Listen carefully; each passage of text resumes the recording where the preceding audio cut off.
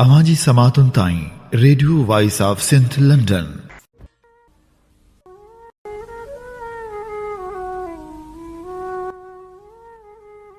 तोड़े तोड़ाई नीह नवाज़े सोहणी गिची हार हबीब जो लाइक लधाई सो तड़ सुठाई जेॾह आलम आसरो। भलारे भिट धणी जे भलारे बैद सां मुंहिंजी आवाज़ मुसाफ़िर radio voice of Sindh London तां थी दुनिया जे कुंड कुड़च ताईं जंहिंजा माॻ ॿुधिजे पियो उन्हनि मिणी महिरबाननि खे सिक भरियो सलाम शाल क़बूल पवे। 7 जनवरी 2022 जुमे जे ॾींहुं प्रोग्राम सोच वीचार साण करे अवां सां मुखातिब अवां जो पंहिंजो मेज़बान हबीब लघारी।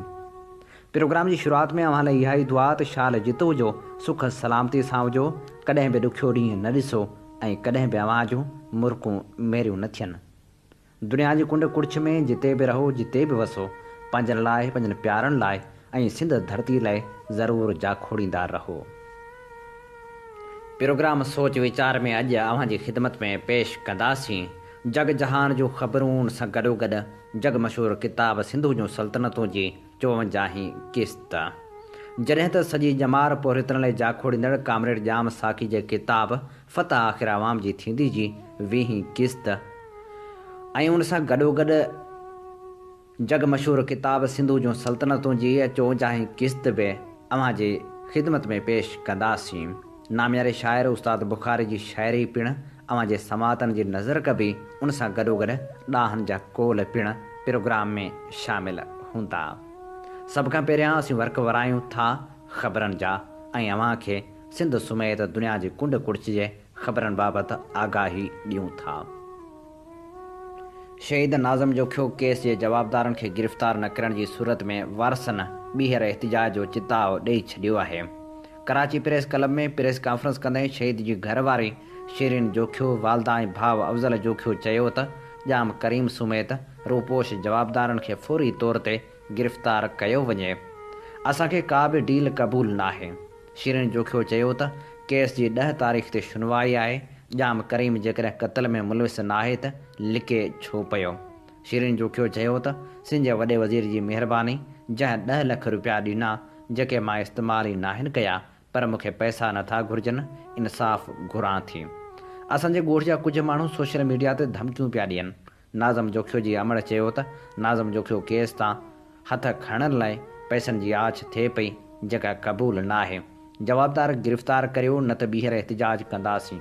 अफ़ज़ल जोखियो चयो त पुलिस न्याज़ सालार खे गिरफ़्तार नथी करे IG सिंध ते अफ़सोस आहे जेको तॾहिं ते बि न आयो। PP जो कारकुन आहियां जाम अवैस जी मेंबरशिप मुअतल कई वञे। साजिद जोखियो असांजी मदद करे पियो। भाउ अफ़ज़ल चयो त वफ़ाक़ी हुकूमत मदद करे पर सियासत न करे। वज़ीर अला सिंध जो शुक्रगुज़ार आहियां जेको तॾहिं ते आयो ऐं GIT बि जोड़ी। कारूंझर जी कटाई वारे मामले जे पाण मुरादे वरितल नोटिस ते सिविल जज ऐं जुडिशल मजिस्ट्रेट नगर पार्कर करम अली शाह जी अदालत में ॿुधणी थी। ॿुधणी में कारूंझर जबल जी चणीदा ऐं खारसर में पथरनि जी कटाई कंदड़ FWO ऐं कोहनूर कंपनी जो वकील बरकत मितलो पेश थियो, जंहिं जवाब दाख़िल कराईंदे चयो त कारूंझर जो मामिलो हाई कोर्ट में हलंदड़ आहे। असां उते बि पंहिंजा जवाब दाख़िल कराया आहिनि। अदालत में फॉरेस्ट ऑफिसर काशिफ़ शेख बि पेश थियो, जंहिं चयो त असांजे खाते कंहिंखे बि कारूंझर जी कटाई जी का NOC नाहे ॾिनी। जॾहिं त अदालत में सकाफ़त ऐं सियाहत खाते जे असिस्टेंट डायरेक्टर कैलाश जवाब दाख़िल कराईंदे लिखियो आहे त सकाफ़त खाते कारूंझर जी कटाई जी कंहिंखे बि NOC नाहे ॾिनी। असां कारूंझर खे आलमी विरसे में शामिलु कराइण लाइ यूनेस्को खे लिखी छॾियो आहे। जॾहिं त चौपाए माल जी पालना वारे खाते जे डिप्टी डायरेक्टर गोवर्धन दास जमा करायल रिपोर्ट में ॼाणायो त कारूंझर चौपाए माल ऐं झंगली जीव जी पालना लाइ अहमियत रखे थो। पारकर जे चौपाए माल जो गुज़र सफ़र कारूंझर जबल ते ई आहे। असां कंहिंखे बि कारूंझर जबल जी कटाई जो इजाज़तनामो न ॾिनो आहे। मैदनियात खाते जे डिप्टी डायरेक्टर सदीक मंगरियो रूबरू पेश थी रिपोर्ट जमा कराईंदे चयो त असां कारूंझर जबल जे पथरनि जी कटाई वारो कमु बंदि करायो आहे। कारूंझर जे लीज़न वारा दस्तावेज़ डायरेक्टर जनरल मैदनियात खाते जी ऑफिस में पियल आहिनि, जॾहिं त डायरेक्टर जनरल असांखे हिन वक़्त ताईं के दस्तावेज़ न ॾिना आहिनि, जंहिं ते अदालत कावड़ जो इज़हार कंदे डायरेक्टर जनरल मेदिनियात ते शुकाद नोटिस जारी कंदे 13 जनवरी ते खेसि ज़ाती हैसियत में पेश थी दस्तावेज़ जमा कराइण जो हुकुम ॾेई छॾियो। अदालत डायरेक्टर जनरल खे जारी कयल शुकाद नोटिस में लिखियो आहे त अव्हां बाइख्तियार अथॉरिटी हुजण करे कारूंजर जी कटाई बाबति हक़ीक़तनि खे साम्हूं न आंदो आहे। रिपोर्ट में कम्यूनिटी जे सभ खां वधीक सख़्त माजरा ते देर करण ते पिणु बहस कयो वियो आहे।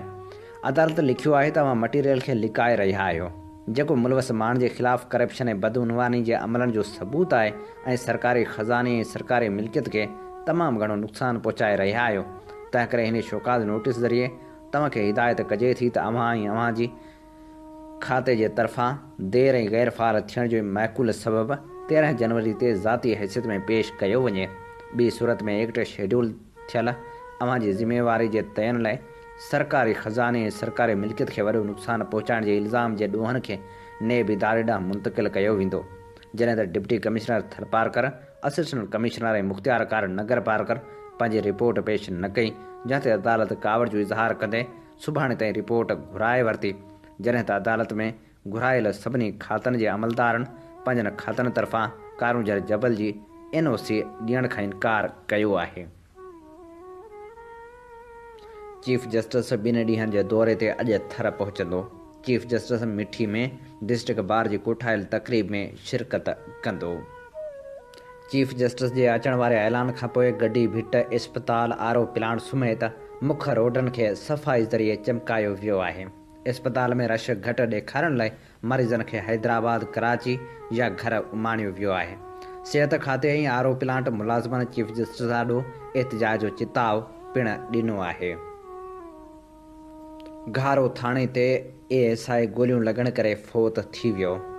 ड्यूटी दौरान ASI अलीगुल चांडियो राइफल जूं 3 गोलियूं सीने में लॻण सबबु ज़ख़्मी थियो, जंहिंखे इस्पताल आंदो वियो त हुन पसाह पूरा कया, जॾहिं त SSP जो चवणु आहे त जांच मां लॻे थो त अलीगुल ख़ुदकशी नाहे कई, राइफल चेक कंदे खेसि इतफ़ाक़ी गोलियूं लॻियूं आहिनि।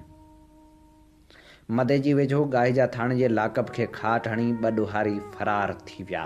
गिरफ़्तार 2 जवाबदार अब्दुल हलीम उर्फ़ हलू बुरड़ो ऐं भारू उर्फ़ बलोचो जतोई दीवार खे खाट हणी फरार थी विया। ड्यूटी ते मौजूदु अहलकारनि लाकअप ख़ाली ॾिसी जवाबदारनि जी ॻोल्हा कई त दीवार खे खाट लॻल नज़र आयो। पुलिस अहलकारनि में थरथलो मची वियो। इतला ते DSP वॾी नफ़री सां पहुतो। SSP शिकारपुर SHO ऐं वॾे मुंशी खे मुअतल कंदे अहलकारनि खे क्वार्टर घाट करे छॾियो, जॾहिं त SHO असर रसूख़ खे इस्तेमालु कंदे पाण खे नाइट पास ॼाणाए छॾियो। SHO ग़ुलाम मुस्तफ़ा अबड़ो जो चवणु आहे त DSP खां मोकल वठी ॻोठ वियसि त पोयां वाक़ियो पेश आयो। DSP मदेजी जो चवणु आहे त पुलिस जो कंध शर्म मां झुकी वियो आहे। वाक़िए सां पुलिस जी बदनामी थी। SSP मामले खे मॉनिटर करे रहियो आहे। ठरी मीरवाह में पसंदि जो परिणो कंदड़ नारी खे ॿिए हंधि परिणाइण जो इंकशाफ़ थियो आहे। नौजवान अदालत में नारी संसन नए मुड़ुसु मौलवी UC सेक्रेटरी ख़िलाफ़ दरख़्वास्त ॾेई छॾी आहे। अदालत में समूरनि जवाबदारनि ख़िलाफ़ निकाह मथां निकाह करण जे ॾोह तहत केस दाख़िल करण जी अपील कई वई आहे। सिंध जे नामियारे लेखक अनवर पीरज़ादे जी वरसी तक़रीब अॼु कराची प्रेस क्लब में थींदी। अॼु शाम जो 4 वॻे कराची प्रेस क्लब में नाले वारे तारीख़दान सहाफ़ी शाह लतीफ़ जे पारखो अनवर पीरज़ादे जी वरसी तक़रीब मुनक़िद कई वेंदी, जंहिंमें नाले वारा अदीब, दानिश्वर, सहाफ़ी, शाइर ऐं समाजी अॻवान अनवर पीरज़ादे जी इल्मी अदबी ऐं सहाफ़ती ख़िदमतनि ते रोशनी विझंदा। सिंध यूनाइटेड पार्टी जे सरबराह सैद जलाल महमूद शाह पंहिंजे जारी कयल बयान में चयो आहे त सिंध जे तालीमी इदारनि खे हिकु दफ़ो ॿीहर तबाह करण लाइ सिंध हुकूमत करप्ट तरीन शख़्स डॉक्टर आसिम हुसैन खे हेक सिंध जो सरबराह करे सिंध जे 25 मादरी इल्मियुनि जा वाइस चांसलर 20 ग्रेड जे डायरेक्टर फिनांस मुक़ररु करण जा इख़्तियार ॾियण समेत खेसि 5 अरब रुपया गिरांट जारी करण जा इख़्तियार ॾेई सिंध जे समूरनि तइलीमी इदारनि खे तबाह करण जा साबाहा कया आहिनि। सैद जलाल महमूद शाह वधीक चयो आहे त हाणे सिंध जे अहम तइलीमी इदारनि जा सरबराह मुक़ररु करण जा रेट डॉक्टर आसिम हुसैन तय कंदो। हुन चयो त सिंध हुकूमत जी अहिड़ी मुक़ररी सिंध जे तइलीमी इदारनि जी तबाही आणींदी। सिंध जे सुञाण माण्हुनि अदीबनि दानिश्वरनि ऐं तालीम दोस्त इंसाननि खे हिन नाइंसाफ़ी ऐं ज़्यादती ख़िलाफ़ु आवाज़ु उथारणु घुरिजे। सिंध यूनाइटेड पार्टी पंहिंजे क़ानूनी माहिरनि सां राब्तो करे सिंध हुकूमत जे अहिड़े अमल ख़िलाफ़ु अदालत जो दर खड़काईंदी ऐं सिंध जे तालीमी इदारनि खे बचाइण लाइ पंहिंजो भरपूर किरदारु अदा कंदी।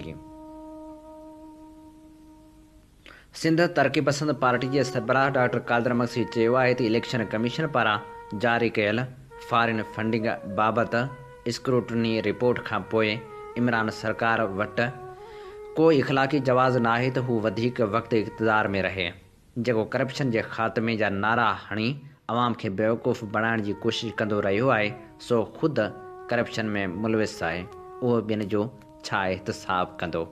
हुन चयो त मुल्क जे हुक्मराननि जी करप्शन ऐं लुटमार एतिरी वधी वई आहे जो मुल्क जी मईशत बर्बाद थी वई आहे। ग़रीब मिसकिन माण्हू जी ज़िंदगी गुज़ारणु मुश्किल बणिजी वई आहे। हुन वधीक चयो त सिंध में हिकु भेरो ॿीहर लसानी बुनियादनि ते सियासत खे ज़ोर वठाइण जूं कोशिशूं कयूं पियूं वञनि, जेको अमल मज़मत जोॻो आहे। सिंध अहिड़नि नापाक साज़िशनि खे कंहिं बि सूरत में क़बूल न कंदी। कराची सिंध जो शहरु आहे, उन जी तरक़ी ऐं ख़ुशहाली जा असां सभु ख़्वाहिशमंद आहियूं। क़ौमी अवामी तहरीक जे सरबराह अयाज़ लतीफ़ पलीजे चयो आहे त यूरिया भाण कमंदे कणिक माफ़िया आबादगारनि खे मुआशी तौरु तबाह करे छॾियो आहे। पाकिस्तान जो अवाम करप्शन ऐं इंतहा पसंदी जे करे अदम तहफ़ुज़ जो शिकार आहे। बलदियाती इलेक्शन लाइ नफ़रत जी सियासत खे हथियार न बणायो वञे, मसइलो ख़राब हुक्मरानी जो आहे। हुन वधीक चयो त नौजवान बलदियाती इलेक्शन में हिसे लाइ तयारी कनि। हीअ असीं अव्हां जी ख़िदमत में पेश करे रहियासीं ख़बरूं। अमी ॿुधी रहिया आहियो radio voice of Sindh London ऐं अव्हां जी ख़िदमत में प्रोग्राम पेश कयो पियो वञे सोच वीचार। प्रोग्राम सोच वीचार में लफ़्ज़ गुलाब, ख़ूबसूरत ख़्यालनि जी दुनिया, हक़ीक़तनि जा दिलकश मंज़र ऐं धरती जी ॻाल्हि। जी हा, वर्क वरायूं था नाम्यारे शाइर उस्ताद बुखारी जी शाइरी जा।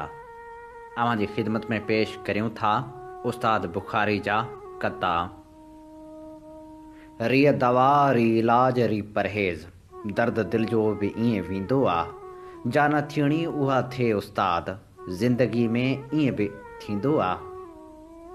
केतिरनि कमज़ोर हथनि जी शिकस्त, ॾाढ खे चिथड़ियूं करे फाड़े छॾियां। केतिरनि शहज़ोर चंबन जी गिरफ़्त, ज़ुल्म खे ज़रड़ियूं करे साड़े छॾियां। ज़ुल्म ॾिस दोॾा पटियो वेठो तके, अदल पाए पियो विथियुनि मां झातड़ियूं।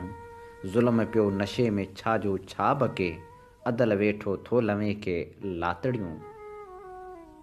ज़ोर जो ज़ंजीर ॿाहुनि में ॿुझे, ज़ोर जी मेंदी कॾहिं नाहे लॻी। कोट नाहे जो डठो ॿीहर ठहे, बादशाहो किथ ठहे थी दिलि लॻी। नेक नाहे वक़्त जा आलिम पनाह, कंहिं बि पूरी क़ौम ते धाड़ो हणु। ॾिस नथी तारीख़ बख़्शे ही गुनाह, खूह तां हिकु बांह ॿूसाटे खणु। न जेको हक़ वठंदो ऐं न जेका हाल बदिलायो, त उन में मुल्क ऐं माहौल जो को ॾोह बि नाहे। कॾहिं सिज आयो आहे संभरी जो उनखे राति मोटायो, हू पंहिंजे वक़्त ते ईंदो त उन में राति जो छाहे। अच्छा कारा ब्रह्मण भील, ही में हू अलॻि लेकिन, अखियुनि तोड़े चपन तिन जे में साॻियूं कुदरतूं आहिनि। जहनम आह तिन जो हिकिड़ो हिकिड़ो लुड़क जे रोअनि, जे मुर्कनि था त हिकु हिकु मुर्क 10 जन्नतूं आहिनि। सितारनि जी चमक जंहिंजे जिगर खे कीन गरमाए, उहा बेहस नीले आसमां जी छत न आहियां मां।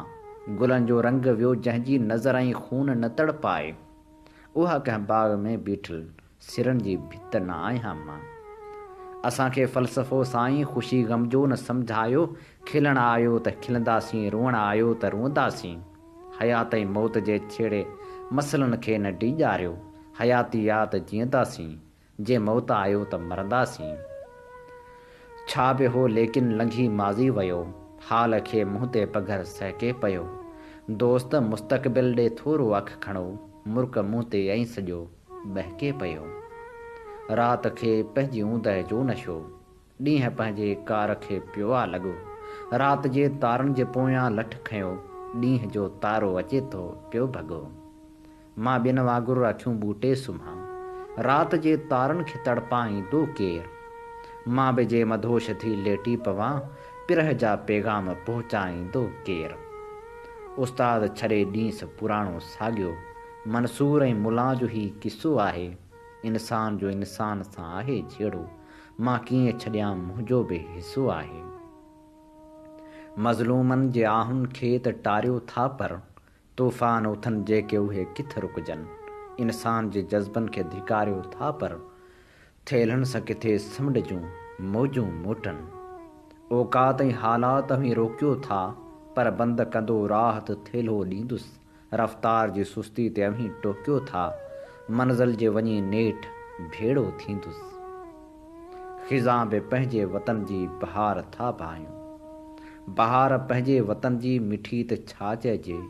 जिते अखियुनि में चुभनि खार हार था भायूं, उते गुलाब ऐं मोतियो खिले त छा चइजे। बहार आह ज़रूरी आहे, रुत हसी आहे, तॾहिं बि तेज़ हवा धूड़ गॾु घुले थी पई। असांजे भाउ खे जेका मिली ज़मीन आहे, उते बहार ख़िज़ा सां मिले जुले थी पई। थका नेण काथे निहारियां थो पियो, सुती सोच नाहे संभारियां थो पियो। वणे सूंहं खे सिक जो पछताव थो, तॾहिं तोब तोब तवारियां थो पियो। ज़िंदगी हारी चयो ॿूटो त हो, मौत झोली लूह जो झोटो त हो। ज़िंदगी माली चयो मोतियो खिड़ियो, मौत रहज़न हथ जो अंबूटो त हो। ज़िंदगी अहिड़ी तरह गुज़री वई, कई चङायूं के मठायूं थी वयूं। ॻाल्हि मुंहिंजी मेड़ में निकिरी वई, टीह नेकियूं टे गिलाऊं थी वयूं। दुआ खे संभारे दवा खे पुकारियो, सॼो ख़ल्क़ खे ऐं सभा खे पुकारियो। अड़ियो आहे अवेड़ो तरे की बि ॿेड़ो, ख़ुदा खां वठी ना ख़ुदा खे पुकारियो। छाकाणि छिनी यार तूं छोरो थो करीं, दीदार घुरां मां त तूं परदो थो करीं। हिकु वार रुॻो दिलि खे दिलासो बि नथो ॾीं, बेपीर बेपरवाह इहो छो थो करीं। संसार जो इसरार जो दर खोले ॾियो, सभु फ़लसफ़ी ही राज़ रुॻो फोले ॾियो। धक दुनिया घण खाधा निंधड़काई खां, धण चए थो त धणवाल मूंखे ॻोल्हे ॾियो। कमज़ोर आहे ॾोह ऐं ॾोहीले सज़ा, ताक़त आहे ज़ोर ऐं ज़बरेल ऐं मज़ा। हार बि पंहिंजे हथ में आहे, जीत बि हथ में, पंहिंजे हथ में आहे यारो दर्द दवा। ॻाल्हि सर्दी जे सुरकी वञण जी कजे, या बहारी जे मुर्की अचण जी कजे। मौसमूं मुंद ते ईंदियूं वेंदियूं ऐं दोस्त, सोच इज़त सां ज़िंदा रहण जी कजे। कीअं चाह जो मेड़ मतो आड़ाह ततो विसरे, छो त कंहिं बि हयाती खे ॼम मौत नथो विसरे। मुमकिन ई ना हूरूं महबूब जो मट बणजनि, मैशर में बि मुश्किल आहे हिन जग जो मज़ो विसरे। हिन बेदर्द सिरोटा आंदा, धक धक खाधम बीठे पुल, मूं बि हया हुनखे हेकांदा, हाय हयमी हथ में गुल। न जंगियुनि जा भूचाल भौंखे बछो, न टैंकनि जे मलबे में दॿिजी वञो। मशीननि जे दूंहें खां अॻिते वधो, न कुरियुनि फिज़ाउनि में निकिरी वञो। अवां सोचो था जो हाओ मां सम्झां थो, जो मूं ते रहम था खाओ मां सम्झां थो। भुरनि में शोर आ लहजो रखो खोरो, ही कमदार हू काराओ मां सम्झां थो। मूंखे चयो ज़माने कुझु हौसलो त कर, पंहिंजी भलोड़ ॿोली ते भरवसो त कर। मूं दिलि करे ॿुधाया भरपूर शेर पर, हू दौर ग़ैर हो सो चईं तर्जमो त कर। हिकु क़ौम पई थी भटके टोला हज़ार आहिनि, टोले टोले में ॿिया बि भोला ॿचार आहिनि। जेको बि चाहे लीडर बणिजी बयान छपिजे, झंडा जुलूस नारा अॻ में तयार आहिनि। खणी जो खोलियमि किताब दिलि जो, सुफ़े सुफ़े ते शबाब तुंहिंजो, अखर अखर सां हणी छॾियो तो नज़र नज़र ते निशान जानी। अज़ीम आहीं कमाल वांगे, हसीन सुहिणे ख़्याल वांगे, तॾहिं त तुंहिंजो जमाल जलवो जॾहिं तॾहिं आ जुआन जानी। मरंदी बि क़ौम आहे, जीअंदी बि क़ौम आहे, किरंदी बि क़ौम आहे उथंदी बि क़ौम आहे। हिन भूअं जा जियाला झुंझार पुट धीअरूं संसार खे मञायो सिंधी बि क़ौम आहे।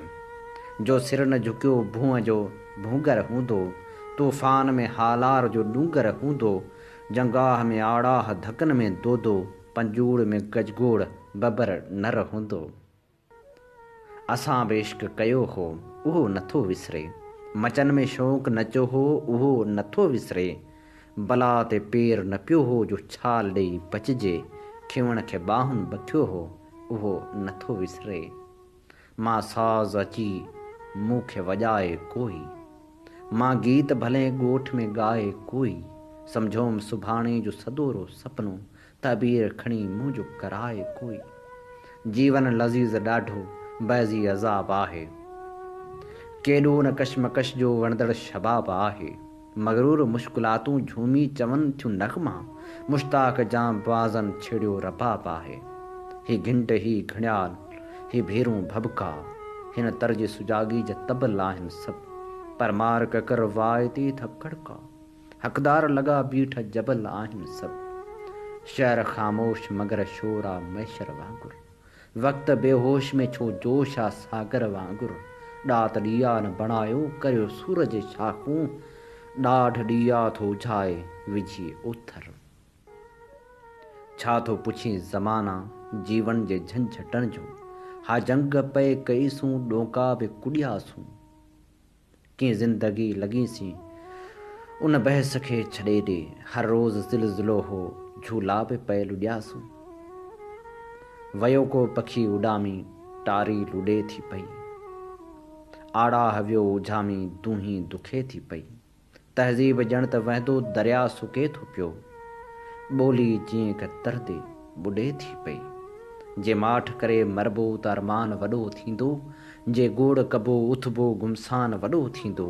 हिन मुंद खे मालूम आ पन पन खे पतो आ, हर घाट घुटूं वधंदियूं तूफ़ान वॾो थींदो। क्रिकेट रांदि नाहे खटिजे या हारजे छा, मुश्किल खां 100 दफ़ा ही मुश्किल मामिलो आ। हर कंहिंखे पंहिंजी हिमत हिकमत ते भरवसो आ, क़ौमनि जी इर्तिका जो क़ौमी मुकाबलो आ। ऋण पट हुजे त ठीकु आ, सेहरा हुजे त वाह वाह, सोढ़ियुनि घटियुनि में घुलंदे तूफ़ान थो लॼी थिए। दरिया मींहं ॿोॾूं ॿोड़ियुनि ॻाल्हि ॿी आ, पंहिंजे पघर में ॿुॾंदे इंसान थो लॼी थिए। तूफ़ान ज़िलज़िले में चहिरनि ॾे केरु ॾिसंदो, बरसात ऐं गड़े में ॻोढ़नि खे केरु उघंदो। जंगाह जे तबल में कोयल जी कूक कहिड़ी, हर घर में हशर तुंहिंजे शहरनि खे केरु ॿुधंदो। पंहिंजा कदम खणी खणी फाथा धुॿण में आहियूं, रस्ते ते आहियूं जे त वधी छो नथा सघूं। पंहिंजे किते जा पाण खे कंडा खुता अथऊं, रूंडा अंधा त नाहियूं कढी छो नथा सघूं। भोंचाल अचे पोइ बि न धुरिजे कॾहिं, कंहिं ॾींहं बिना धूड़ लुॾी वञिबो आ। सोहणी खे छॾियो दोस्त ॾिसो सुसुई ॾे, ॿुधिजे त सुकी में बि ॿुधी वञिबो आ। संसार तां सूरनि जो जंजाल कॾहिं लहंदो, तूफ़ान कॾहिं रुकबा भूचाल कॾहिं लहंदो। तलवार खां बंदूकूं बंदूक खां एटम, इंसान तां बारूदी बमबाल कॾहिं लहंदो। हीअ ख़ूबसूरत शाइरी असां जी ख़िदमत में पेश करे रहिया हुआसीं, जंहिंजो शाइर हो नामियारो शाइर उस्ताद बुखारी, जेका असां लाइ चूंड कई हुई उस्ताद बुखारी जे किताब बुखारी जा कता मां।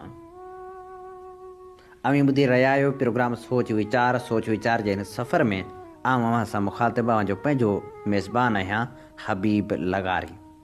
ऐं हाणे प्रोग्राम में कुझु ॾाहनि जा ॾस, कुझु कोल, कुझु नसीहतूं शामिलु करियूं था। किरदार बाबति ॾाहा फ़रमाइनि था, मुनाफ़िक़ पंहिंजे किरदार ऐं अमल ते कॾहिं बि पशेमान न थींदो आहे। ढंढ जा पखी कहिड़े बि भर हुजनि, ढूंढ जे पखियुनि खां चङा थींदा आहिनि। असूल परस्त माण्हू हमेशह दलेर हूंदा आहिनि, पर दलेर हमेशह असूल परस्त न हूंदा आहिनि। किरदार संगे मरमर ते घड़बो नाहे, उहा का ठोस ऐं नाक़ाबिल तब्दील शइ बि नाहे, उहा हिकु ज़िंदा शइ आहे जा तब्दील थींदी रहंदी आहे ऐं उनखे असांजे जिस्म वांगुरु बीमारी बि लॻी सघे थी। सुठी सोच सुठे अमल खे जनम ॾींदी आहे ऐं सुठो अमल आला किरदारु बणिजी वेंदो आहे। दरगुज़र करणु आला दर्जे जी सूखड़ी आहे, पोइ बि उनजी क़ीमत कुझु बि न आहे। गैरतमंद उहो आहे जो ॿियनि जी गैरत जी इज़त बि अहिड़ी करे जहिड़ी पंहिंजी गैरत जी। इंसान जो किरदारु हिकु अहिड़ी मालिया आहे जंहिंजी जेकॾहिं हिकिड़ी ॻंढ खुली पवे त समूरा मोती कणो कणो थी किरी पवनि। इंसान जो किरदारु ऐं दिलि ख़ूबसूरत हुजे त चहिरे ते हुस्न चिटो ऐं ज़ाहिर थी बीहे थो। किरदार खे ज़िंदगी जूं ॾुखियायूं जाॻाइनि थियूं ऐं मुसीबत जी बाहि इंसान खे पको ऐं पुख़्तो बणाए थी। पंहिंजे अॻियां लालच जो दरवाज़ो न खोलियो, हीउ हिकु दफ़ो खुलियो त ॿीहर ज़ोर सां बि बंदि न थींदो आहे। ॾांद जे क़दमनि सां जीअं फीथा फिरंदा आहिनि, तीअं बद किरदार ऐं बद गुफ़्तार सां गॾु उन जा किफ़िर किरदार बि हलंदा रहंदा आहिनि। ख़ुशी बाबति ॾाहा फ़रमाइनि था त ख़ुशि रहो। दाना हुजण जो उहो ई वाहिद रस्तो आहे। जेको माण्हू पंहिंजो पाण खे ख़ुशि तस्वर नथो करे, उहो कॾहिं बि ख़ुशि रही नथो सघे। इंसानी दिलि जे ढंढ में ख़ुशी जो गुल टिड़ाइणु हज़ार ज़ियारतनि खां वधीक आहे। कंहिं ख़ुशी जे खसिजी वञण ते चरिया नथी पओ, पर ॿिए ख़ुशी जी ॻोल्हा करियो। ख़ुशी जी झोली में झूलंदे उन ॻाल्हि खे नज़रअंदाज़ न करियो त के ॿ हथ अहिड़ा बि आहिनि जेके तव्हांखे लोॾो ॾेई रहिया आहिनि। उन्हनि ॿिन्ही हथनि जो बि क़दुरु करियो। कंहिं वॾी ख़ुशी जे इंतज़ार में उदास थी वेहण खां बहितर आहे त नंढियुनि नंढियुनि ख़ुशियुनि मां लुत्फ़ अंदोज़ थिजे। ज़िंदगी हिकु दफ़ो मिलंदी आहे, उन खां वॾियुनि ख़ुशियुनि जे आसिरे में बर्बाद न करियो। ख़ुशि मिज़ाज माण्हू टुटल दिलि जी दवा हूंदा आहिनि। ख़ुशि रहो, पंहिंजे लाइ न सही ॿियनि जे लाइ ई सही। छो त थी सघे थो त कंहिंजी ज़िंदगी जी उमेदु तव्हां सां वाबस्ता हुजे। सची ख़ुशी दौलत सां हासिलु न थींदी आहे, पर उनजो राज़ समझ जी पुख़्तगी ऐं आला किरदार में लिकियलु हूंदो आहे। हिमत बाबति ॾाहा लिखनि था, ज़िंदगी में आला रुतबो वॾी हिमत सां हासिलु कजे थो, जंहिंमें महिनत सां कमायल तजुर्बा बाइज़त सां ज़िंदा रहंदा आहिनि। बाहिमत उहो आहे जेको क़िस्म जूं लकीरूं डाहियो छॾे। जंहिं शख़्स खे दुनिया में कुझु बणिजी ॾेखारणो हूंदो आहे, सो उन वक़्तु कम में मसरूफ़ रहंदो आहे जॾहिं सभु माण्हू सुतल हूंदा आहिनि। समूरा माण्हू धरती जा वारस बणिजी नथा सघनि जेसिताईं हू पंहिंजी सादगी ख़िलाफ़ विहण लाइ तयारु नथा थियनि। वॾा कम तॾहिं थियनि था जॾहिं माण्हू ऐं जबल गरजनि था।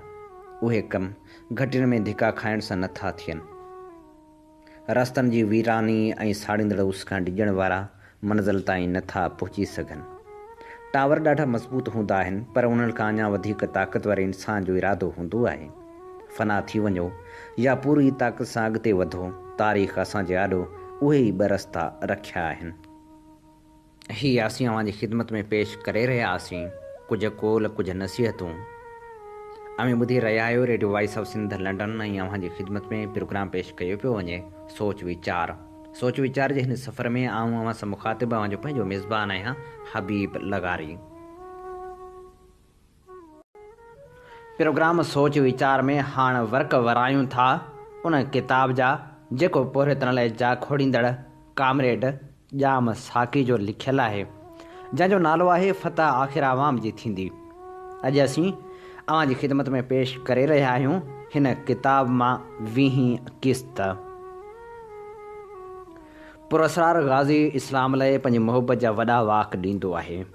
उनजो हिकु सबबु त हीअ आहे त हीअ कुर्सी ते पंहिंजे कब्ज़े खे जाइज़ पियो ठहिराइणु चाहे, पर उनजो मुख्य सबबु इहो आहे त हूअ सिपाहियुनि खे इहो वेसाह पियो ॾियारणु चाहे त मुल्क ते मार्शल इस्लाम जी ख़िदमत लाइ मढ़ी वेई आहे। हीअ उहा अटकल इस्तेमालु करण ते मजबूर थी पियो आहे, छाकाणि त असांजे फ़ौजनि जी अक्सरियत हाणे हुनजी बदनियती खे सम्झणु लॻी आहे। इस्लाम त समाजी इंसाफ़, भलाई ऐं क़ानून जी हुकुमरानी थो सेखारे। साम्राज इस्लाम ऐं ॿियनि मज़हबनि खे भाड़ीतो मुल्हनि ऐं ॿियनि मसवाड़नि ज़रिए जमहूरियत ऐं तरक़ी जे ख़िलाफ़ु इस्तेमालु करण जी कोशिशि करे रहियो आहे, पर संस हिन साज़िश जो भांडो हाणे फाटी रहियो आहे। मिस्र में बुनियाद पसंद मुस्लमाननि बि गद्दार सादात जे अहिड़े ई सख़्तु मुखालफ़त कई जहिड़ी रीति ॿियनि मिड़नी मुहब वतननि कई। इस्लाम हिकु ताक़तवर साम्राज दुश्मन कुवत आहे। इस्लामी जमहूरिया ईरान में जिते इराक़ सां जंग बि जारी आहे, पोइ बि उते चूंडनि जो रुॻो वाइदो कोन थो कयो वञे, पर वाक़ई चूंडूं करायूं थियूं वञनि। ईरान जी अज़ीम आवाम शहनशाह जा तख़्ता कढी छॾिया। सवा खे ख़तमु करे छॾियो ऐं आवाम जो इक़्तिदार आला बहाल करे छॾियो आहे। अफ़गानिस्तान जी जमियत उलमा इस्लाम कारमल हुकूमत पारां आवाम जी भलाई लाइ वरितल समूरनि सुधारनि जी हिमायत करे रही आहे। ही पुरस्कार गाज़ी कुर्सी ते कब्ज़ो करे आवाम खे चिभाटण जी कोशिशि करे शहनशाह ईरान ऐं साबिक़ सऊदी शाह ख़ालिद जहिड़े अमेरिका नवाज़ डिक्टेटरशिप थो क़ाइमु करे। हाणे को अहमक या मुनाफ़िक़ी उन ॻाल्हि ते एतबार कंदो त ही पुरस्कार अमरीकी साम्राज्यनि हिकु हटी सरमाएदारनि वॾनि वॾेरनि जी ख़िदमत बदिरां इस्लाम लाइ जिहाद में मसरूफ़ आहे। सेप्टेम्बर 1981 में यूनेस्को जी तारीख़ी कॉन्फ्रेंस जे मौक़े ते इंसानी हक़नि जे आलमी इस्लामी पधरनामो जारी कयो वियो हो। साॻिए वक़्तु उहो 15वीं सदी हिजरी जी शुरूआति जो मुबारक मौक़ो बि हो। उन्हनि हक़नि में मज़हब जी आज़ादी, अंजमन साज़ी जी आज़ादी, अक़ीदे जी आज़ादी, फ़िक्र ऐं उनजे इज़हार जी आज़ादी, मुसावात जो हक़, अज़ियत खां बचाव जो हक़, इंसाफ़ जो हक़ शामिल हुआ। हर मुसलमान जो हक़ ऐं फ़र्ज़ु आहे त हूअ कंहिं बि ग़ैर क़ानूनी हुकम मञण खां इनकार करे, पोइ भले उहो कंहिंजो बि जारी कयल हुजे। इस्लामी फ़िक्र जे आलमनि जे मुतफ़िक़ तरह तयारु कयल हिन पधरनामे जी रोशनी में ॾिसिजे थो त हिते मूं ते ऐं मुंहिंजे दोस्तनि ते न पर ख़ुदि गासिबनि ते ही केस हलणु खपंदो हो। अज़ियत खां बचाव जो हक़ चवे थो कंहिं ते बि जिस्मानी या ज़हनी तशदुद न कयो वेंदो, न बेइज़ती कई वेंदी, न धमकियूं ॾिनियूं वेंदियूं या ज़ख़्मी कयो वेंदो, ऐं न ई वरी उन जे कंहिं मिट या माइट यार दोस्त ते कंहिं बि तरह जो तशदुद कयो वेंदो, ऐं न ई वरी कंहिंखे क़बूलियत जो अहिड़ो बयानु ॾियण ते मजबूर कयो वेंदो जेको संस मुफ़ादनि खे मजरूह करे।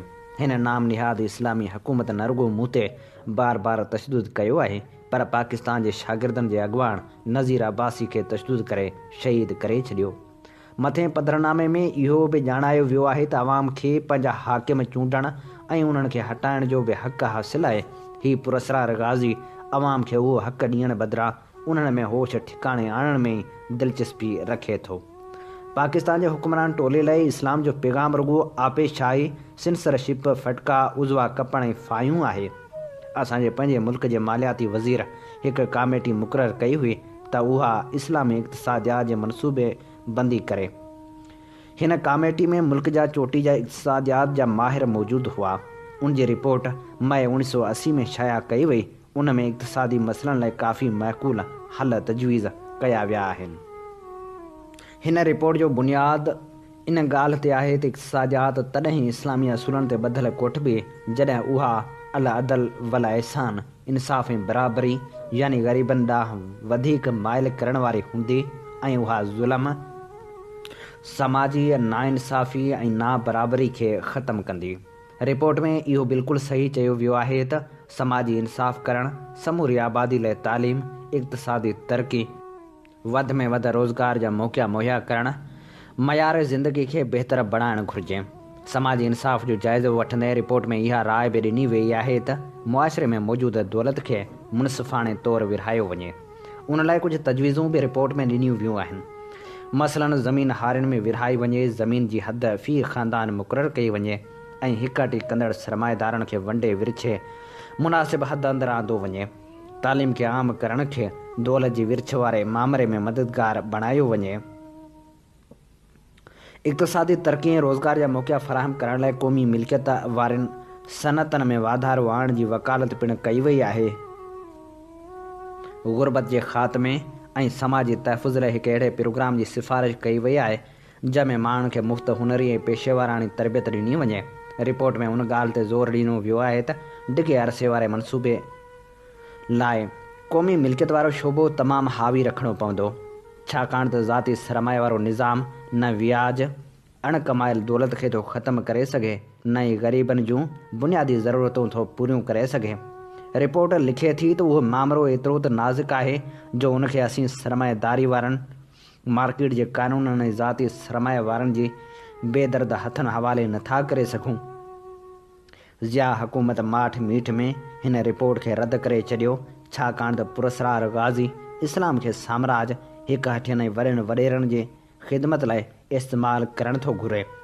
जॾहिं रिपोर्ट ॾेखारे थी त इस्लाम तरक़ी वाधारे समाजी इंसाफ़ वारी क़ुवत आहे, ज़िया जे इक़्तिसादी मक़सदनि जा सरचश्मा आलमी मालियाती फंड IMF, हार्वर्ड ग्रुप ऐं शिलर शामिल आहिनि।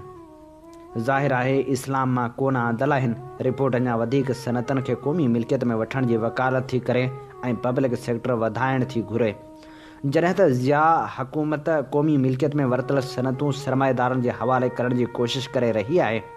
रिपोर्ट दौलत जे थोरनि हथनि में गॾु थियण जी मज़मत थी करे ऐं ज़िया हुकूमत न रुॻो मुल्की सरमाएदारनि खे संदरा पियो ॿधाए, पर बैनुल अक़वामी चोरनि खे दावतूं ॾेई रहियो आहे। हुन ताज़ो उन्हनि खे पक ॾियारी आहे त उहे बिना ख़ौफ़ ख़तरे पंहिंजी फुरलुट जारी रखनि, जो मुल्क में चूंडण जो को बि इम्कान कोन्हे। रिपोर्ट में हिन ॻाल्हि ते तमामु घणो ज़ोर ॾिनो वियो आहे त हर हालत में फ़ौरन ज़रई सुधारा कया वञनि ऐं ज़िया हुकूमत वॾेरनि ते कानून मुताबिक़ लागू थियल टैक्स बि हटाए थी छॾे। रिपोर्ट तरक़ी जे हिकु जहिड़नि मौक़नि जी फराहमी लाइ ज़ोर थी ॾिए, जॾहिं त ज़िया हुकूमत तालीम आम करण बदिरां अहिड़ा ख़ानगी तालीमी इदारा खोलण जी इजाज़त थी ॾिए जेके थोरड़नि हूंद वारनि जूं ख़ासि तालीमी ज़रूरतूं पूरियूं कनि, ऐं अहिड़ी रीति हिकु जहिड़नि मौक़नि जी फराहमी जी अमली मुखालफ़त करे रहियो आहे। रिपोर्ट में मशवरो ॾिनो वियो आहे त ॿाहिराड़ियुनि ऐं शहरनि जे झूपड़ियुनि वारनि इलाइक़नि खे ख़ासि मदद ॾिनी वञे ऐं शहर ऐं ॿाहिराड़ियुनि जो फ़र्क़ु घटायो वञे, पर ज़िया हुकूमत ज़ालमानी तरह शहर ऐं ॿाहिराड़ियुनि जे विच में इक़्तिसादी विछोटी वधाए रही आहे। रिपोर्ट में व्याज जे बदिरां नाम निहाद मुनाफ़े में शिरकत वारी रिथ जी सख़्त मुखालफ़त कई वई आहे ऐं उनखे बि अमीरनि पारां ग़रीबनि जी फुरलुट सॾियो वियो आहे ऐं चयो वियो आहे त अहिड़ी रीति उहा बुनियादी इस्लामी असूल अल अदल वल एहसान जी मुखालफ़त आहे ऐं ज़िया हुकूमत उहो ई साॻियो सरिश्तो जारी रखियो आहे जंहिंजी रिपोर्ट में एॾी मुखालफ़त कई वई आहे।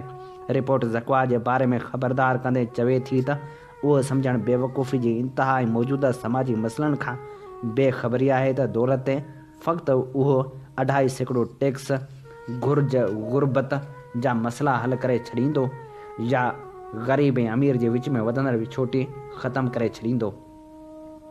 दरअसल ही पुरस्कार गाज़ी जहाल जी धुबण में लेथड़ियूं पाईंदे उहो चई रहियो आहे त ज़क़्वात गुरबत जो मसइलो हल करे छॾियो आहे। उहो इक़्तिसादियात खे कोन इस्लामियो अथसि, पर वेगनामिक्स खे ज़ियाओ अथसि।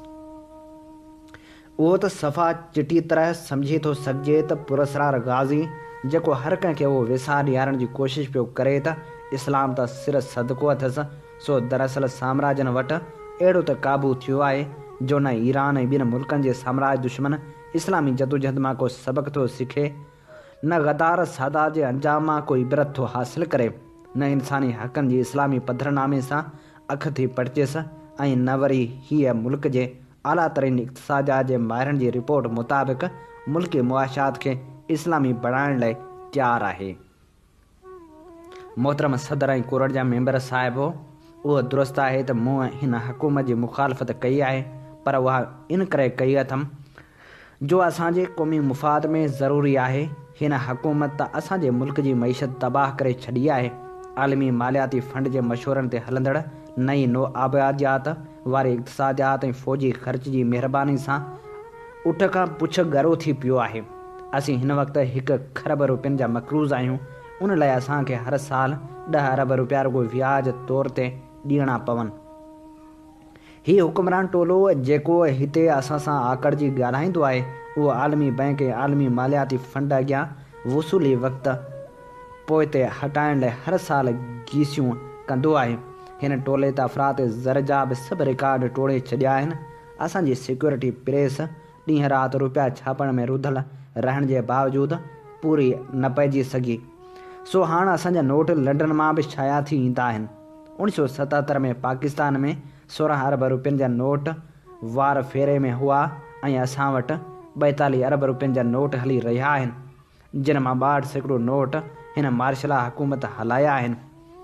महांगाई ऐं अफ़राद ज़र जो उहो हिकु मुख्य सबबु आहे।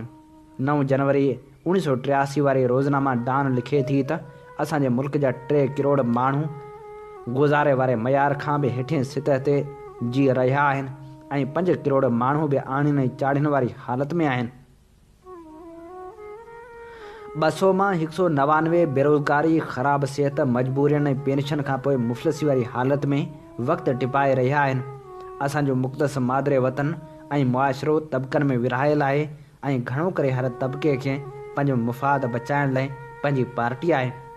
मुंहिंजो तालुक़ु कम्युनिस्ट पार्टी ऑफ पाकिस्तान सां आहे, जेका पोरितनि शागिर्दनि, नौजवाननि, दानिशवरनि ऐं मुल्क जे ॿियनि मोहबे वतन ऐं जमहूरी क़ुवतनि लाइ विढ़ी रही आहे। सो उहा ॻाल्हि आउं चिटी तरह थो ॿुधायां त मूंखे कंहिं बि जमायत जे ठहण या उन जे सरगर्मियुनि ते को बि एतिराज़ु कोन्हे, पर आउं उहो असुलु बर्दाश्त करण लाइ तयारु कोन आहियां त जनरल ज़िया समेत को बि जनरल पाकिस्तानी फ़ौज खे हिकु सियासी पार्टी बणाए जेका अमरीकी साम्राज्य 22 हिकु हटी सरमाएदारनि ऐं ॻाणनि वॾनि वॾेरनि लाइ कमु करे। पोइ खणी असां ते कहिड़ा बि इल्ज़ाम मढ़िया वञनि, असां उन ॻाल्हि जी सख़्तु मुखालफ़त कंदा रहंदासीं। पोइ खणी केॾो बि क़ाबिल हुजे, पर असीं कंहिं इंजीनियर खे उहा त इजाज़त न ॾींदा आहियूं त हू असांखे या असांजे कंहिं मिट माइट या यार दोस्त खे इंजेक्शन हणे। सो असीं कंहिं जनरल खे कीअं था इजाज़त ॾेई सघूं त असांजे मादिरे वतन खे पंहिंजी मर्ज़ी मुताबिक़ तबाह ऐं बर्बादु कंदो रहे, जॾहिं त असांखे हुन जे अॻे इंतिज़ामी अबनि ॾाॾनि जो मुल्क टोड़ण जो तलख़ तजुर्बो आहे। उन खां सवाइ हाणे जॾहिं असांजो मुल्क नंढो आहे ऐं साम्राजी साज़िशूं बेशुमार आहिनि, तॾहिं असीं कंहिं जनरल खे सियासत में टंग अड़ाइण जी इजाज़त नथा ॾेई सघूं। हीअ कुर्सी ते कब्ज़ो जारी रखण लाइ नए सिज नओं बहानो था ॻोल्हिनि। हिननि हवा में एतिरा बाल उछलाया आहिनि जेके पाण बि हाणे नथा खेॾाए सघनि। हाणे घणो थियो, खेनि फ़ौरन बिस्तरा गोल करणु खपनि। इक़्तिदार ते कब्ज़ो जारी रखण लाइ हिननि असांजे मुल्क जो घणो करे हर इदारो बर्बादु करे छॾियो आहे। हुकूमत खे क़ानूनी करार ॾियण में कोर्टनि जो कुझु न वञे। इक़्तिदार आला ऐं हुकूमत खे मंज़ूर या नामंज़ूर करण जो हक़ फ़क़्ति आवाम लाइ मख़सूस आहे। हीअ हुकूमत पहिरीं त उहो ॾेखाव ॾियणु लॻी ॼण खेसि आला अदालतुनि लाइ को एतिराम हुजे, पर हाणे संसि पोल पधिरो थी पियो आहे। साॻी सुप्रीम कोर्ट जेका अञा काल्हुणी काल हिन लाइक़ु पए सम्झी वेई त उहा इन सॼी हुकूमत खे जाइज़ या नाजाइज़ ठहिराए, हाणे उहा मामूली मेजर जे अकुल खे बि नथी ललकारे सघे। जेकॾहिं को मेजर साहिबु फ़ैसिलो ॾिए या हुकुम जारी करे त सुप्रीम कोर्ट जी मुकमल बेंच बि उन ते एतिराज़ नथी करे सघे। उहा ॻाल्हि उन हद ताईं वञी पहुती जो हिन हुकूमत जे हामी जजनि बि नए क़सम खणण खां इनकार करे नौकरियूं छॾे ॾिनियूं। हीअ असीं अव्हांजी ख़िदमत में पेश करे रहियासीं नामियारे पोरित अॻवान जाम साकी जे किताब फ़तह आख़िर अवाम जी थींदी जी 20वीं क़िस्त। अव्हांजी ख़िदमत में प्रोग्राम पेश कयो पियो वञे सोच वीचार जे सफ़र में अव्हां सां अव्हांजो पंहिंजो मेज़बान आहियां हबीब लगारी। अव्हीं ॿुधी रहिया आहियो दुनिया जो पहिरियों Sindhi web radio voice of Sindh London. Radio voice of Sindh London ऐं voice of Sindh television Sindh जे तर्जमान वारो किरदारु अदा करे रहिया आहिनि, जितां सिंध में थींदड़ हर बेवाजिबी ऐं क़ौमी मसइलनि ते आवाज़ु उथारियो वेंदो आहे। इल्म, अदब, सियासी, सक़ाफ़ती ऐं समाजी सरगर्मियुनि खे अवले जे बुनियाद ते नशर कंदा आहियूं। पंहिंजे क़ौमी आवाज़ खे घर घर पहुचाइण में पंहिंजो क़ौमी किरदारु अदा करियो। 24 कलाक नशर थींदड़ हिननि क़ौमी इदारनि खे अव्हांजे साथ ऐं सहकार जी ज़रूरत आहे। असीं पंहिंजा प्रोग्राम अव्हां ताईं फेसबुक पेज ऐं यूट्यूब वसीले बि पहुचाईंदा आहियूं। असांजा प्रोग्राम पंहिंजनि ॿियनि दोस्तनि ताईं बि पहुचायो त जीअं शौर भरियो ही आवाज़ अञा बि सघारो बणिजी सघे। ऐं हाणे प्रोग्राम में वर्क वरायूं था जग मशहूरु किताब सिंधु जूं सल्तनतुनि जा। हीअ किताब नामियारी लेखका इलाइस अल्बेनिया जो लिखियलु आहे, जंहिंजो सिंधी में तर्जुमो कयो आहे मुज़फ़र बुख़ारी। अॼु असीं अव्हांजी ख़िदमत में पेश करे रहिया आहियूं हिन किताब जी 54वीं क़िस्त। आउं पहुतसि त सैयद जुनैद ऐं संस भाउ शहतूत जे अछे वण हेठियां मुंहिंजो इंतज़ारु करे रहिया हुआ। साल जे हिननि ॾींहंनि में दरिया वधीक वेकिरो ऐं तेज़ थी वेंदो आहे, उन करे ॿेड़ी में पार करणु ॾुखियो हूंदो आहे। उन करे हिते हिकु केबल कार लॻाई वई आहे जंहिंमें चढ़ी दरिया जे हुन पार वञी सघिजे थो। हिकु तरफ़ केबल कार जी तार वण में ॿधल आहे ऐं ॿिए पासे जबल जी टुकरी में लॻाई वई आहे। केबल कार दरिया जे विच में बीहारण खां पोइ सैयद जुनैद मूंखे इशारे सां ॿुधायो त जिते दरिया सोढ़ो थी अची वादी सां मिले थो उते हिकु पथर जो चकर आहे। सैयद जुनैद मूंखे उन हंध ताईं वठी वियो। परियां पथरनि जो दाइरो नज़र अची रहियो हो। हिकु तरफ़ उभे जबल जी चोटी हुई ऐं ॿिए तरफ़ दरिया जो नीरो ऐं शफ़ाफ़ पाणी हो। हवा जी सरसर खां सवाइ हर तरफ़ ख़ामोशी हुई ऐं उन चकर ताईं पहुचण लाइ हिकु पेचरो हो। मंज़रु एॾो त शानदार हो जो ज़िंदगी में पहिरियों भेरो मूं गोॾनि भर वेही इंसान जे उन क़ुर्बान गाह ते फितरत जी पूॼा करणु शुरू कई। असां पथर जे उन दाइरे जे चौधारी फिरी ॾिठो। उहे तमामु वॾा पथर हुआ, या ईअं खणी चइजे त पथर जूं वॾियूं छिपूं हुयूं, माण्हू जे कद जेतिरियूं डिघियूं हुयूं ऐं मुंहिंजे भाकुरनि खां बि वधीक वेकिरियूं हुयूं। पुल खां सवाइ उहे पथर दरिया जे हुन पार खणी वञणु मुमकिन न हुआ ऐं उहो ई सबबु हो जो चोरनि खां बची विया हुआ। हर चीज़ जीअं जो तीअं मौजूदु हुई। उहो नज़र आयो त उन दाइरे जे विच में क़बरूं खुटण जी कोशिशि कई वई हुई। तहदार ताबूत जूं साए रंग जूं काठियूं नज़र अची रहियूं हुयूं। ओलह ऐं ओभर तरफ़ खां बि रस्ता मौजूदु हुआ जेके दरिया ताईं वञी रहिया हुआ। पथरनि ते सिरह जे शिकिलियुनि सां गॾु घोड़े सवारनि जूं बि शिकिलियूं ठहियल हुयूं जिन जे हथनि में झंडा हुआ।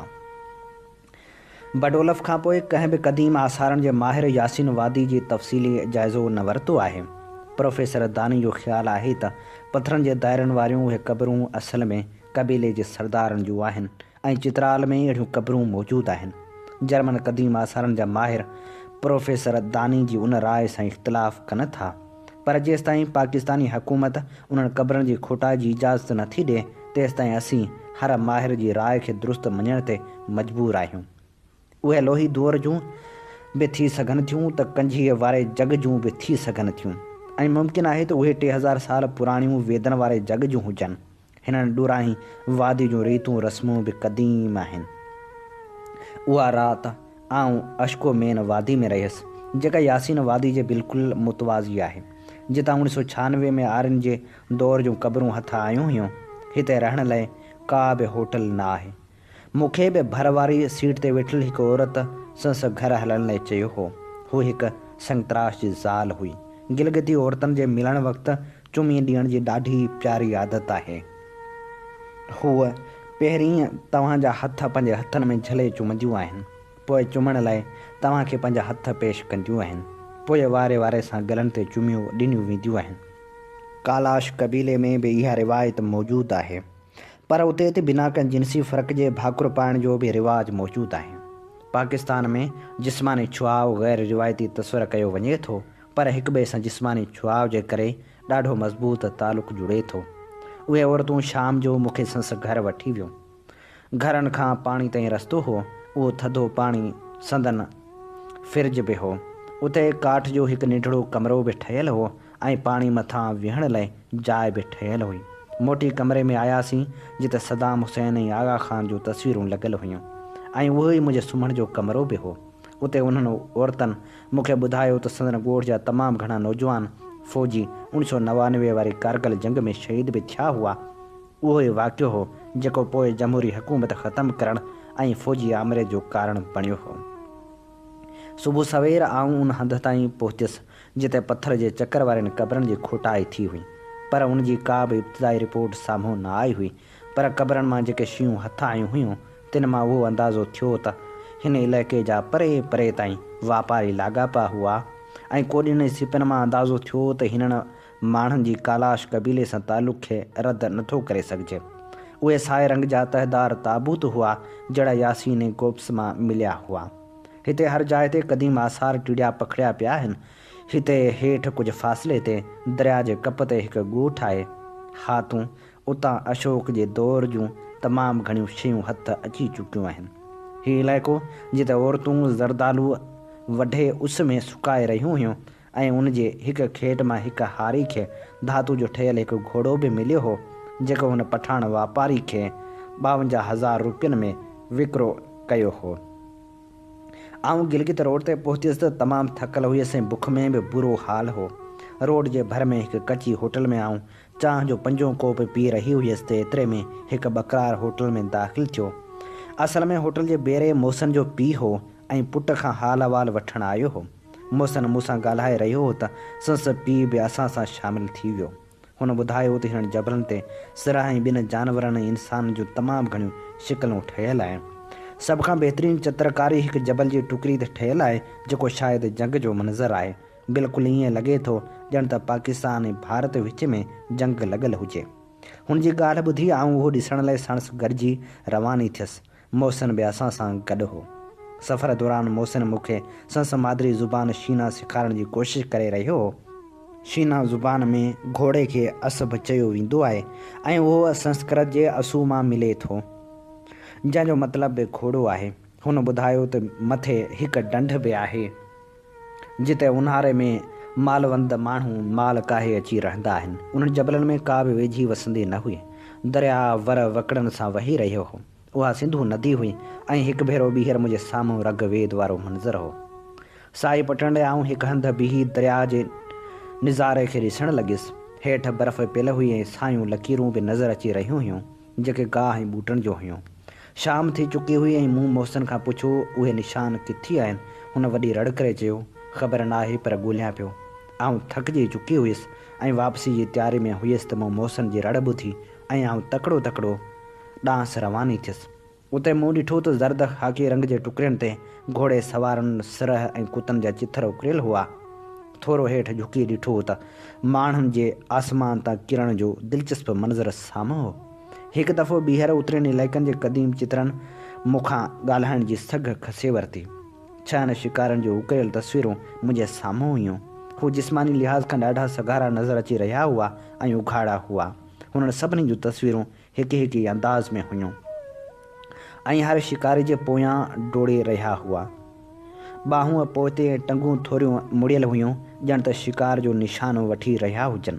हुन जा कद बुत कुझु मुख़्तलिफ़ हुआ पर हुननि जो अंदाज़ हर लिहाज़ खां मुकमिल हो।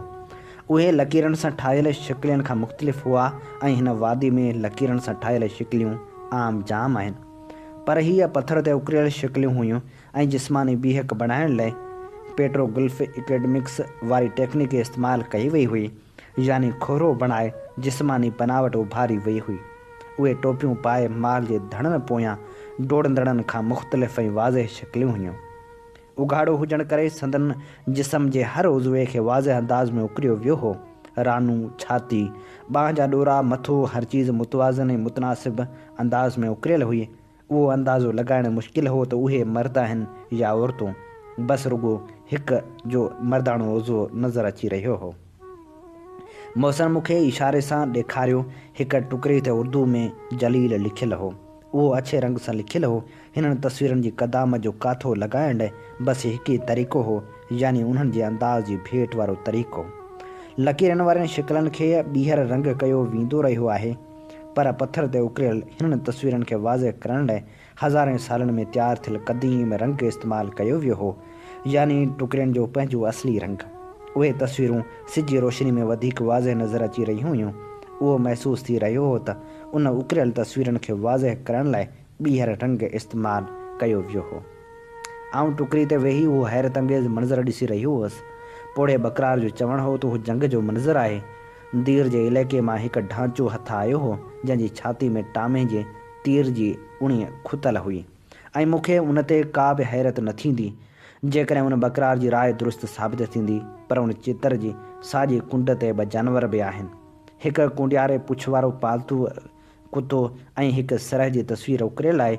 पर हिते बकरार आम तौरु शिकार जा शौक़ीन आहिनि। ताज़ो मोहसिन ऐं संदसि साथी मथे ढंढ तरफ़ सरह जे शिकार लाइ विया हुआ। उहो मुमकिन आहे त उहे चित्र उत्तर ओलह चीन जे मेसोलिथिक शिकारनि जा हुजनि जेके तारीख़ खां पोइ वारे दौर में बि हिते मौजूदु हुआ। उहो मुमकिन आहे त उहे कालाश कबीले वारनि जा हुजनि जेके 19वीं सदी ताईं तीर ऐं भाला इस्तेमालु कंदा रहिया, या जीअं जबल जो रंग, हथियारनि जो अंदाज़ ऐं कपिड़नि जे न हुजण करे उहो बि वॾो इम्कानु आहे त उहे इंतिहाई आगाटे दौर जा हुजनि। हिते जा परोटो संस्कृत ॻाल्हाईंदड़ अञा ताईं अहिड़ा मुहावरा इस्तेमालु कंदा आहिनि। आऊं ईअं भॻुसि जीअं मींहुं शिकारी जे अॻियां पुछ कंडी ते रखी भॼंदी आहे। हुन जे वात मां लफ़्ज़नि जो दरिया वही रहियो हो, जीअं सरह शिकारनि जे अॻियां भॼंदा आहिनि वग़ैरह वग़ैरह। मुमकिन आहे त ऋग्वेद दौर जा जोधा अंधेरी ऐं ख़तरनाक सिंधु नदी जी तारीफ़ में डोड़े रहिया हुजनि या अण आर्या घोड़नि ते आयल आर्यनि खां भॼी रहिया हुजनि। टुकड़नि ते उकिरियल सभ खां वधीक शयूं चिलास वादी में ई मौजूदु आहिनि। सेब दरिया जे किनारे भरिसां 100 किलोमीटरनि ताईं सिंधु नदी इंतिहाई हेठि खाइनि मां वहंदी रहे थी। उन करे जेके आसार आहिनि से दरिया जे भरिसां वादियुनि में आहिनि ऐं माण्हुनि बि उते ई रहण खे तरजीह ॾिनी।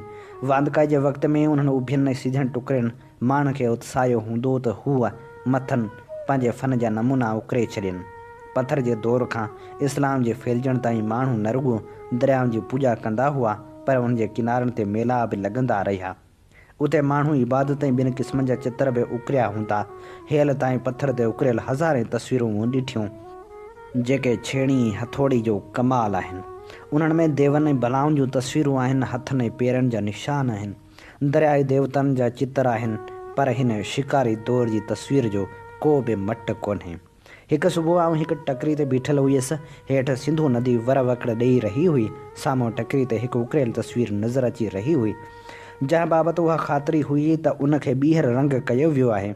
हिकु शख़्स जी तस्वीर हुई जंहिंजा वार कंडनि वांगुरु उभा हुआ, वॾियूं ॿाहूं ऐं आङिरियूं हुयूं ऐं हुन जा पेर ॿेड़ी जी शिकिल में ॻंढियल हुआ। उन बाबति हिकु पाकिस्तानी क़दीम आसारनि जे माहिर जो चवणु आहे त उहा दरियाई देवता जी तस्वीर आहे। बहरहाल तस्वीर अहिड़ी हुई जो को ॿार बि उनखां बहितर तस्वीर ठाहे सघियो थे। जंहिं रुॻो उन देवता जा भॼन ॿुधा हुजनि त संदन ज़हन में उनखां बहितर ख़ाको अची वेंदो। उन शाम मूं तूफ़ान खां बचण लाइ हिकु झुकियल टुकड़ी हेठि वञी पनाह वरिती ऐं रगवेद कढी पढ़णु लॻियसि। हिकु भॼन मुंहिंजो ध्यानु पाण ॾांहुं छिकाए वरितो। अग्नि में ॼाणायल आहे, 7 सामुंडी घोड़ा तुंहिंजे रिथ छिकनि था। ए बाहि जे शोलनि वांगुरु ॿरंदड़ वारनि वारा सिज देवता, तूं उन्हनि जे विचां ॾिसी रहियो आहीं। अग्नि असल में मींहं जे चकर जी बि वज़ाहत करे थी। ए अग्नि, तूं घिम सां भरियल आहीं। दरिया सुकाए वरी उन पाणी मां मींहं वसाईं थी। रगवेद लिखंदड़ माण्हू जेके लफ़्ज़नि सां अहिड़ियूं शबीहूं जोड़नि था से उहे तस्वीरूं टुकड़नि ते बि ठाहे सघनि था। हिकु ॻाल्हि यकीनी आहे त तारीख़ खां अॻाटे दौर जा उहे क़बरूं ठाहिण वारा, घोड़नि जो गोश्त खाईंदड़ घोड़े सवार, टुकड़नि ते शिकिलूं उकरण वारा, पथर जा दायरा ठाहिण वारा, रगवेद जे भॼन ॻाइण वारा माण्हू पाकिस्तान जी हिन ड्रामाई सरज़मीन ते ज़रूरु आया हुआ ऐं हुननि सरज़मीन शादाब वादियुनि जे हुसन खां मुतासिर थिया हुआ। हूअ दरिया जे कप ते सरसब्ज़ वादियुनि में आबाद थिया हुआ। चिलास खां गिलगित जे सफ़र दौरान हिकु हंधि ड्राइवर बस ज़रूरु बीहारींदा आहिनि। हिते हज़ारें किलोमीटर ओलह जे रुख ते वहंदड़ सिंधू नदी ओचितो वरनि जबलनि जे करे वकड़ खाई ॾखण तरफ़ वहे थी। उहो नज़ारो रोड ते हर कंहिं लाइ मौजूदु हूंदो आहे। हिते दरिया खे लहवारो उभारो ॾिसण दौरान हिकु बर्फ़ सां ढकियल जबल नज़र अचे थो। उहो नागा पर्बत यानी उघाड़ू जबल आहे जंहिं ते अॼु बि उतरे इलाइक़नि जा माण्हू फ़ख़ुरु कनि था। उहो जबल बि रगवे जे माण्हुनि जो मेरो जबल थियण जो ॿियो वॾो उमेदवारु आहे।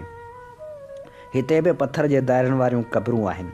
सदियूं गुज़रण खां पोइ रगवेद खे ॻाईंदड़ माण्हुनि अणागिन वादियुनि बदिरां गंगा जे मैदान जो रुख़ कयो हूंदो ऐं उते सदियूं गुज़ारण खां पोइ हुननि लाइ पंहिंजो असुलु वतन ओपरो बणिजी वियो हूंदो। हीअ असीं अव्हां जी ख़िदमत में पेश करे रहियासीं सिंधू जूं सल्तनतूं जी 54 क़िस्त। हीअ किताब नामेरी लेखका इलाही सलबेनिया जो लिखियलु आहे जंहिंजो सिंधी तर्जुमो कयो आहे मुज़फ़र बुखारी। अमीं ॿुधी रहिया हुआ प्रोग्राम सोच वीचार जो वक़्तु इन ते पुॼाणी ते पहुचे थो। पंहिंजे मेज़बान हबीब लगारी खे इन साॻी दुआ सां ॾींदा इजाज़त। वसे भिट तुंहिंजी भलारा सदा, सदा देस परदेस सारा वसन। कॾहिं सिंध सिंजी न मेरी थिए, कॾहिं मोड़ कंहिंजा न मुरझाए अचनि।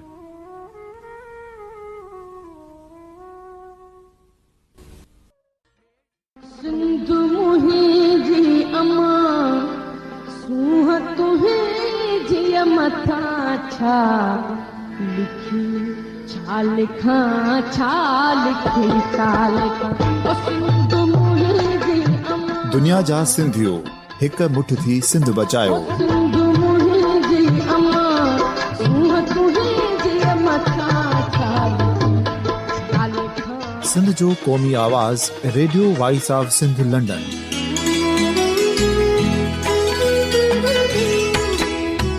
Radio voice of Sindh London पंहिंजी नशरियात में सिंध जी सियासत, समाज, इक़्तिसादियात, तारीख़, क़ौमी उमंगुनि ऐं इख़्लाक़ियात मुतलिक़ सिंध जी हक़ीक़ी तर्जुमानी कंदे प्रोग्रामनि खे असराइतो बणाइण लाइ सिंध जे घण घुरनि ऐं धरतीअ सां प्यार कंदड़ अदीबनि, दानिश्वरनि, सहाफ़ियुनि, उस्तादनि, वकीलनि ऐं हर तबिके जे मान वारनि सजणनि खे सिंध में शौरी इनकलाब लाइ सहकार जो सॾु ॾियूं था।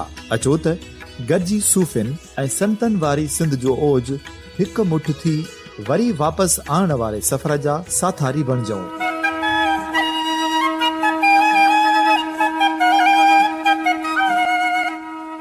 हिकु नए सुबुह जी शुरूआत जो पड़ाॾो घर घर ॻोठ ॻोठ ऐं शहर शहर ताईं पहुचायो। शाल सिंध आबाद ऐं ख़ुशहाल थिए, सिंधी माण्हू सुखियो ऐं सताबो थिए।